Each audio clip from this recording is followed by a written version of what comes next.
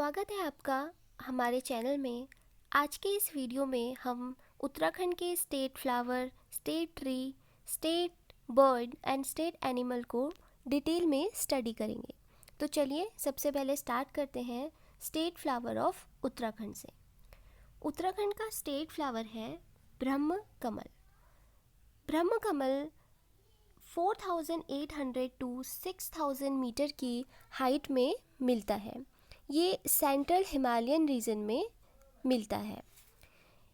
ब्रह्म कमल plant एस्टेरेशिया family से belong करता है। इसका साइंटिफिक नेम सौसूरिया ऑब्वेलेटा होता है। उत्तराखंड में ब्रह्म कमल की 24 स्पीशीज़ मिलती हैं एंड वर्ल्ड में 210 स्पीशीज़ इसकी मिलती हैं। इसकी सौसूरिया ऑब्वेलेटा के अलावा और जो मेन स्पीशीज़ हैं वो है सौसूरिया ग्रैमिनीफोलिया, जिसको फेन कमल भी बोला जाता है। दूसरी है सौसूरिया लापा एंड सौसूरिया सिमीसोनिया, सौसूरिया ग्रासोपीफेरा, जिसको कस्तूरा लोटस भी बोला जाता है। इसे कस्तूरा लोटस भी बोला जाता है। इसके अलावा ब्रह्म कमल कहाँ कहाँ मिलता है? ब्रह्म कमल वैली ऑफ फ्लावर्स में मिलता है, Kedarnath, Shivling base and Pindari glacier etcetera इन प्लेसेस में ये मिलता है। लोकल लैंग्वेज में ब्रह्म कमल को कौल पद्मा भी बोला जाता है। इसके अलावा ब्रह्म कमल को वेद में भी मेंशन किया गया है और वन पर्व ऑफ महाभारत में इसे एरोमेटिक फ्लावर यानी कि सौगंधित पुष्प बोला गया है। माइथोलॉजिकल बिलीफ के अकॉर्डिंग इस फ्लावर को लॉर्ड शिवा को ऑफर किया जाता है केदारनाथ में, और ये भी माना जाता है कि शिव को ये चढ़ाने के बाद, पूजा ख़त्म होने के बाद इसे प्रसाद की तरह सब में बांटा भी जाता है। इसके बाद इस फ्लावर की हाइट होती है 70 टू 80 सेंटीमीटर। अब ये खिलता कब है? ये सिर्फ 3 महीनों के लिए ही खिलता है, जुलाई से लेके सितंबर तक।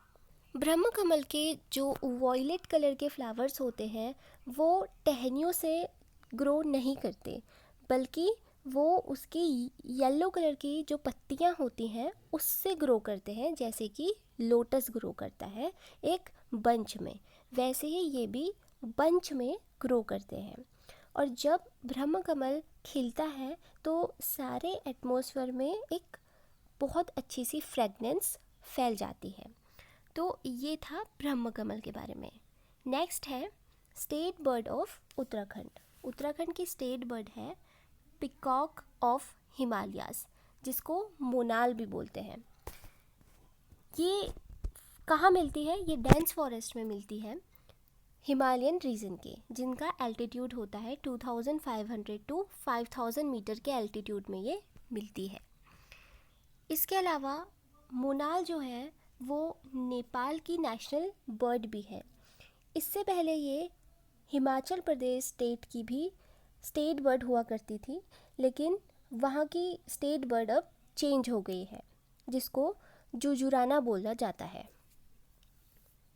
इसके बाद इसका जो साइंटिफिक नेम है वो है लोफोफोरस इम्पीजिनस। ये इसका साइंटिफिक नेम है।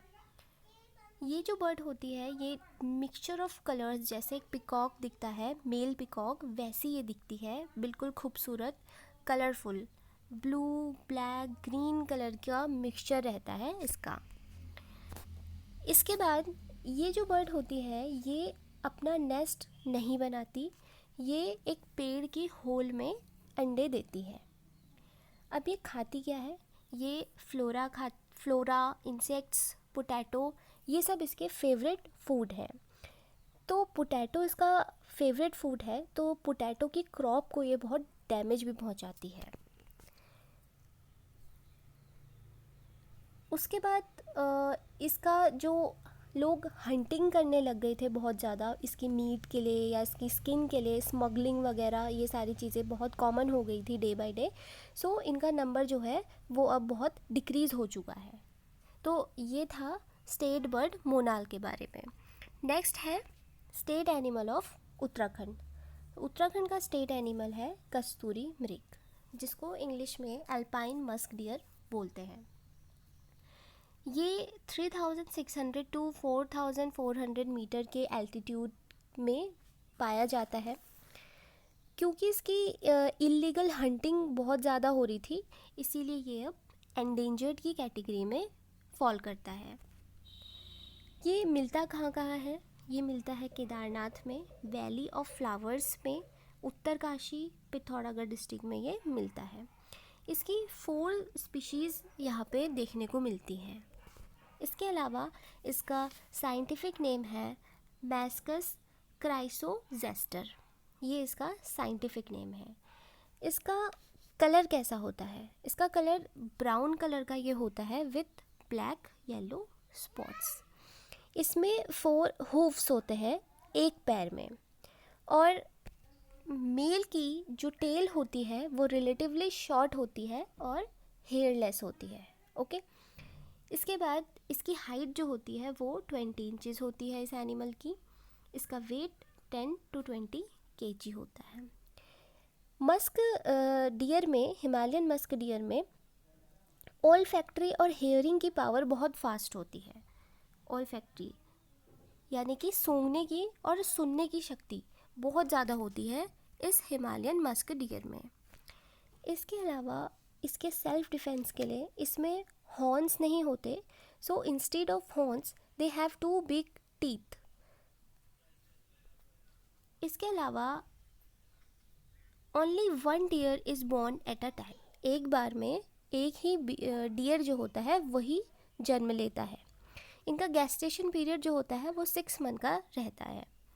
इसके अलावा जो मेन चीज़ है, मस्क जो कस्तूरी होता है वो इन डियर में मिलता है, और वो सिर्फ मेल डियर्स में ही मिलता है। एक डियर में एक बार में 30 to 45 ग्राम ऑफ मस्क यहाँ पे मिलता है। कस्तूरी मृग में एक जेनाइटल एरिया के पास एक ग्लैंड होती है जहाँ से ये मस्क सिक्रीट होता है। उसके बाद इसमें एक सैक होता है जिसमें ये कलेक्ट होता रहता है, एंड इसे लिक्विड के फॉर्म में ऑपरेशन के थ्रू इसे निकाला जाता है।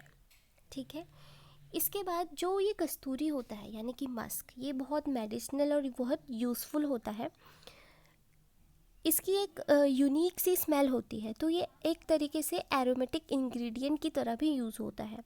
उसी के साथ साथ ये कई बीमारियों में भी यूज़ होता है, जैसे कि अस्थमा के ट्रीटमेंट के लिए, निमोनिया के लिए, हार्ट डिजीज़ के लिए, टाइफाइड के लिए, एपिलेप्सी मतलब होता है मिर्गी। तो इनको, इस मस्कों को मेडिसिन की तरह भी यूज़ किया जाता है। इसके बाद 1972 में गवर्नमेंट ने एक प्रोटेक्शन एक्ट बनाया था इनकी प्रोटेक्शन के लिए, क्योंकि इनकी जो रेशियो है बहुत डिक्लाइन हो रहा था। लेकिन ये प्रोटेक्शन एक्ट जो था वो सक्सेसफुल नहीं रहा। उसके बाद इन्होंने मस्क डियर सेंचुरी बनाई केदारनाथ वाइल्ड लाइफ सेंचुरी में ही, जो चमोली में है। इसके बाद 1977 में मेहरूरी मस्क डियर रिसर्च सेंटर बना। 1986 में अस्कोट सेंचुरी बनी डियर के लिए इन पिथौरागढ़, और 1982 में deer breeding and conservation centre बना चमोली में। तो इनकी प्रोटेक्शन के लिए, इनकी कंजर्वेशन के लिए ये सारे सेंचुरीज़ और रिसर्च सेंटर्स बने। इसके बाद नेक्स्ट है स्टेट ट्री ऑफ उत्तराखंड, जो कि होता है बुरास। बुरास का जो पेड़ होता है ये उत्तराखंड की नेचुरल ब्यूटी को बहुत इन्हेंस करता है, और ये स्प्रिंग सीजन में मेनली खिलता है। इसका साइंटिफिक नेम रोडोडेंड्रन आर्बोरियम होता है। This is rhododendron arboreum. एकदम प्योरली माउंटेन ट्री है, ये माउंटेन्स में ही पाया जाता है, ये फील्ड एरिया में ग्रो नहीं करता। इसके अलावा ये ग्रो करता है 1500 to 4000 मीटर की हाइट से ऊपर की जगहों में ये खिलता है या ग्रो करता है। इसका कलर जो होता है ये एकदम ब्राइट रेड या डार्क रेड कलर का रहता है। इसके डार्क और लाइट रेड अलग अलग कलर भी अवेलेबल होते हैं। जो वाइट कलर का बुरास होता है वो मेनली हाई एल्टीट्यूड एरिया में मिलता है, अबव 11,000 फीट। अब ये खिलता कब है? ये मकर संक्रांति के बाद खिलता है और बैसाखी के टाइम ये पूरा डेवलप हो जाता है। इसी के बाद जैसे ही गर्मियाँ आना शुरू होती हैं, हीट बढ़ती है, तो ये फ्लावर एकदम सूख जाता है और गिर के झड़ जाता है, यानी कि फॉलिंग स्टार्ट हो जाती है। इसके बाद एक इम्पॉर्टेंट चीज़ है, वो है बुरास का जूस। जो बुरास का जूस होता है वो बहुत मेडिसिनल होता है और हार्ट डिजीज़ के लिए बहुत अच्छा होता है। इस बुरास के फूल से कलर्स भी बनाए जाते हैं, नेचुरल कलर्स। उसके बाद इस ट्री की जो हाइट होती है वो 20 to 25 फीट होती है। इसके लीव्स जो होते हैं काफ़ी थिक होते हैं, इसलिए उसे एज अ मैन्योर भी यूज़ किया जाता है। बुरास की जो लकड़ी होती है वो काफ़ी सॉफ्ट होती है, तो उसे एज अ फ्यूल भी यूज़ करते हैं। उसके बाद इसकी बहुत इलीगल कटिंग होने लगी थी, तो गवर्नमेंट ने फॉरेस्ट पॉलिसी एक्ट 1974 के तहत इसे प्रोटेक्टेड ट्री अनाउंस कर दिया, लेकिन फिर भी ये इतना सक्सेसफुल नहीं रहा। So this is all about state tree, flower, bird and animal. इस वीडियो में ये सारी चीज़ें हमने डिटेल में कवर कर ली है। अगर मेन में ये क्वेश्चन ज़्यादा नंबर का आ जाता है तो ये सारी चीज़ों को हम मेंशन कर सकते हैं। नेक्स्ट वीडियो में नए टॉपिक के साथ मिलेंगे। Till then, thank you.